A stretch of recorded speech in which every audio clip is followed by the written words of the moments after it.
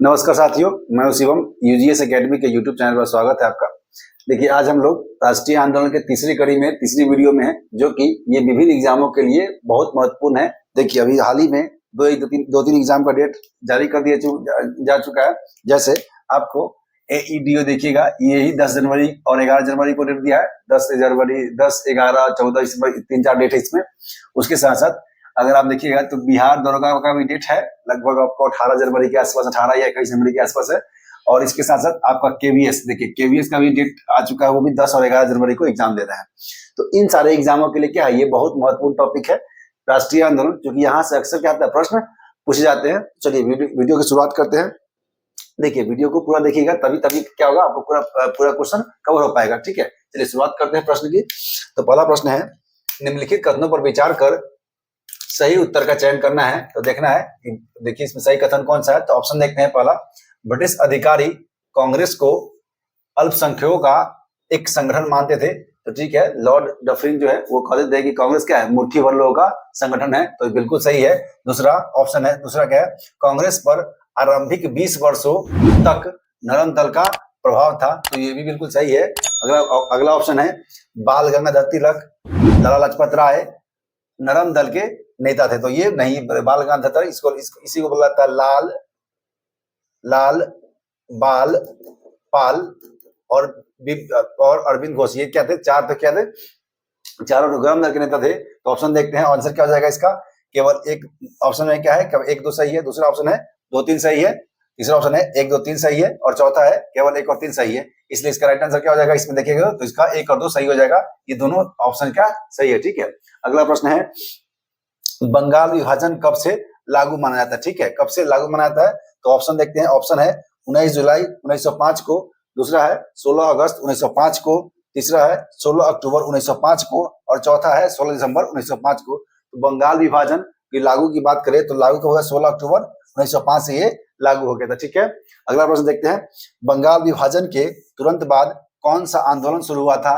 तो ऑप्शन है, पहला है बहिष्कार आंदोलन, दूसरा है स्वदेशी आंदोलन, तीसरा है गदर आंदोलन, और चौथा है होम रूलिंग आंदोलन। इसका राइट आंसर क्या हो जाएगा, इसका राइट आंसर हो जाएगा स्वदेशी आंदोलन। क्या हुआ था, बंगाल विभाजन के बाद तुरंत बाद कौन सा आंदोलन शुरू हुआ, स्वदेशी आंदोलन। ठीक है, अगला प्रश्न है, अभिनव भारत सोसाइटी क्या है। अभिनव भारत सोसाइटी एक क्रांतिकारी संगठन है, यह किस क्षेत्र से सक्रिय था। यह किस क्षेत्र में सक्रिय था, यह क्या है, एक क्रांतिकारी संगठन है और किस क्षेत्र में सक्रिय था। तो ऑप्शन देखते हैं। ऑप्शन है, पहला कलकत्ता, दूसरा है बिहार, तीसरा है तमिलनाडु, और चौथा है महाराष्ट्र। इसका राइट आंसर क्या हो जाएगा, इसका राइट आंसर हो जाएगा महाराष्ट्र हो जाएगा। कहां पे हो जाएगा, ये महाराष्ट्र में सक्रिय था। ठीक है, अगला प्रश्न देखते हैं, महात्मा गांधी ने असहयोग आंदोलन को किस घटना के कारण वापस ले लिया।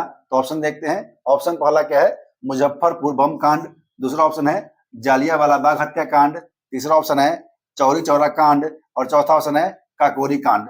इसका राइट आंसर क्या हो जाएगा, इसका राइट आंसर हो जाएगा चौरी चौरा कांड। ये गोरखपुर में हुआ था। कब हुआ था, गोरखपुर में हुआ था। क्योंकि एक सिपाही, एक क्या था, एक मतलब रोड पे क्या होता कि जनता का क्या है, जनता रोड पे क्या है, रोड पर आंदोलन करते जा रही थी। मतलब एकदम मतलब कह सकते हैं कि जुलूस चल रहा था, जुलूस जो कि एकदम अहिंसक जुलूस था।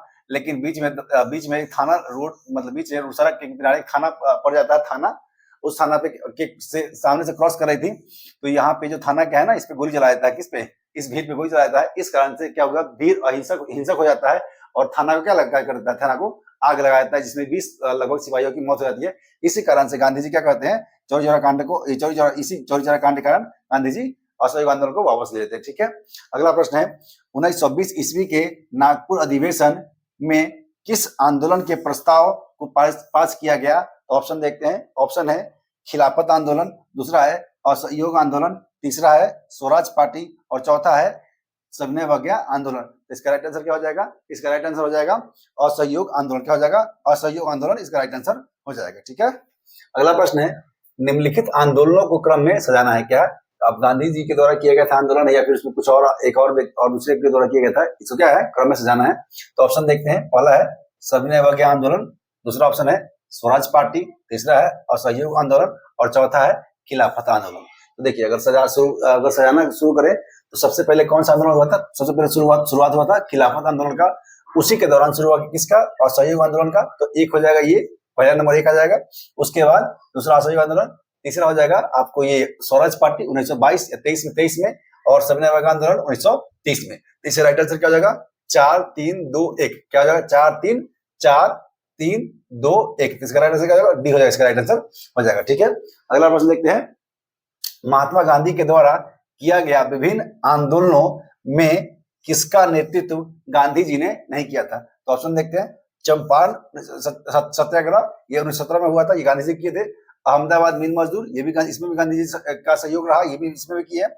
अगला बारदोली सत्याग्रह, और चौथा अगला है सविनय अवज्ञा आंदोलन। तो इसमें भी गांधी जी का प्रमुख रोल था, लेकिन इसमें बारदोली सत्याग्रह में ये नहीं थे, इसमें वल्लभ भाई पटेल के प्रमुख योगदान था। ठीक है, इसलिए इसका आंसर क्या हो जाएगा, बारदोली सत्याग्रह हो जाएगा। ठीक है, अगला प्रश्न है।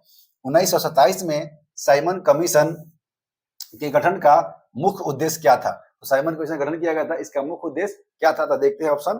पहला ऑप्शन है भारतीयों को शासन प्रशासन में भागीदारी देना। दूसरा ऑप्शन है संवैधानिक सुधारों के प्रश्न पर विचार करना।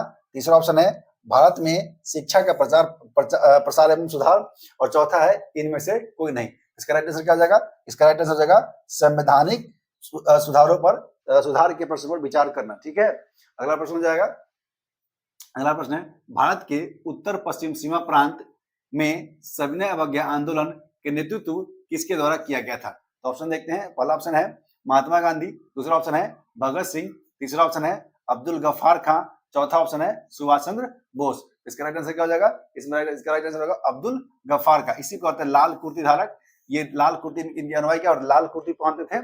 इसको सीमांत गांधी भी बोलते, क्या होते हैं, सीमांत गांधी भी इनका नाम है। ठीक है, राइट आंसर ये हो जाएगा। अगला प्रश्न है।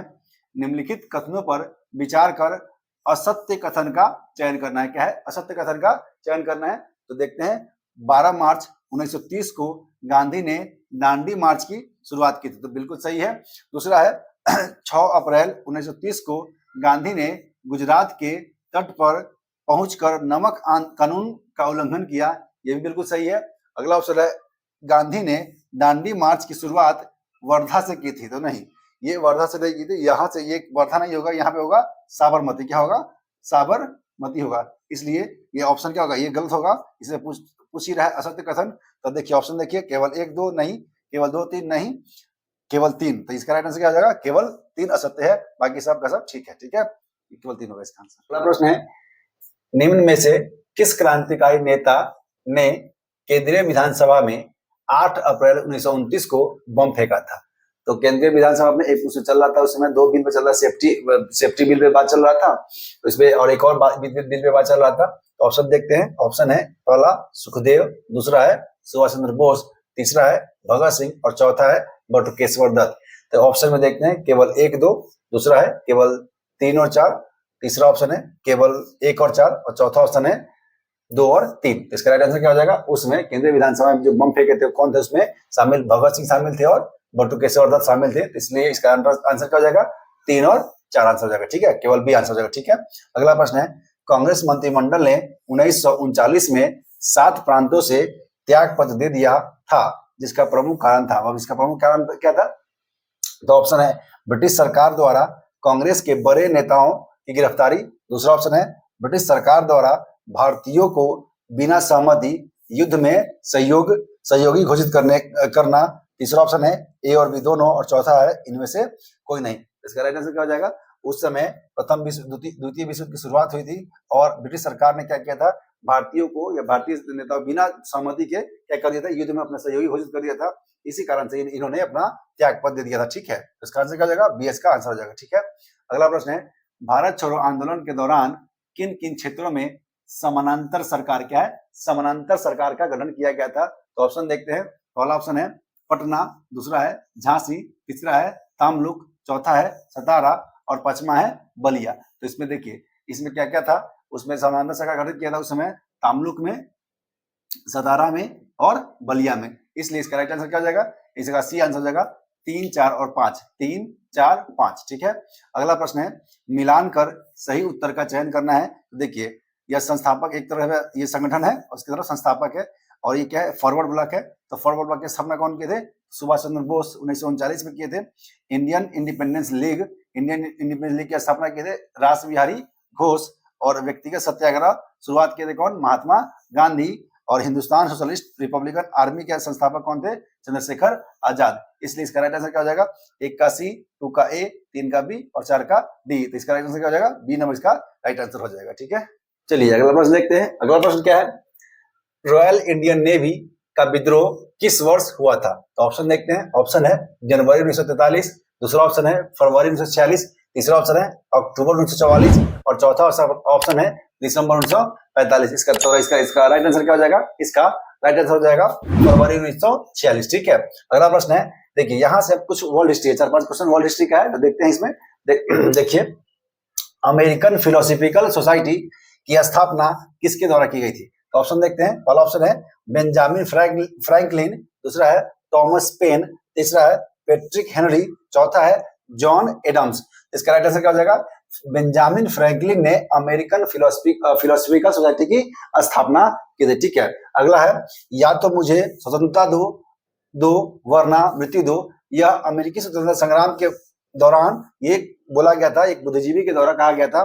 देखते कहा गया था यह किस अमेरिकी बुद्धिजीवी का नारा है जिसने अमेरिकी युवा वर्ग में किसी भी हद तक जाने को तैयार कर दिया? अमेरिकी युवा वर्ग को किसी भी हद तक जाने को तैयार कर दिया। तो ऑप्शन देखते हैं। ऑप्शन है जॉन एडम्स, दूसरा ऑप्शन है ग्रेनविले, तीसरा ऑप्शन है पैट्रिक हेनरी और चौथा है लॉर्ड नॉर्थ। तो अगला इसका आंसर क्या हो जाएगा? इसका राइट आंसर हो जाएगा पैट्रिक हेनरी। ये है, इन्होंने ही कहा था या तो तुम मुझे क्या दो? स्वतंत्रता दो वरना मृत्यु दो। ठीक है, अगला प्रश्न है अमेरिकी स्वतंत्रता संग्राम में बोस्टन टी पार्टी की घटना कब घटित हुई थी? तो इसका ऑप्शन देखते हैं। ऑप्शन है 16 अक्टूबर 1773, दूसरा ऑप्शन है 10 जनवरी 1780, तीसरा ऑप्शन है 15 जून 1790 और चौथा है 16 दिसंबर 1773। इसका राइट आंसर क्या हो जाएगा? 16 दिसंबर 1773 को बोस्टन टी पार्टी की घटना घटित थी। ठीक है, अगला प्रश्न है अमेरिकी गृह युद्ध के समय अमेरिकी संघ कितने राज्यों से मिलकर बना था? तो ऑप्शन देखते हैं। पहला है 25, दूसरा है 30, तीसरा है 34 और चौथा है 40। तो उस समय अमेरिकी गृह युद्ध के समय अमेरिकी जो संघ था उसका निर्माण लगभग 34 राज्यों से मिलकर बना हुआ था, जिसमें जो अमेरिकी संघ है उसमें उत्तर में लगभग 23 राज्य और दक्षिण में 11 मिलकर बना हुआ था, 11 था। इसलिए टोटल कितना? 34 राज्य मिलकर बना हुआ था, अमेरिकी संघ का निर्माण किया गया था। ठीक है, देखिए अगर वीडियो अच्छा लग रहा है तो लाइक शेयर करिए।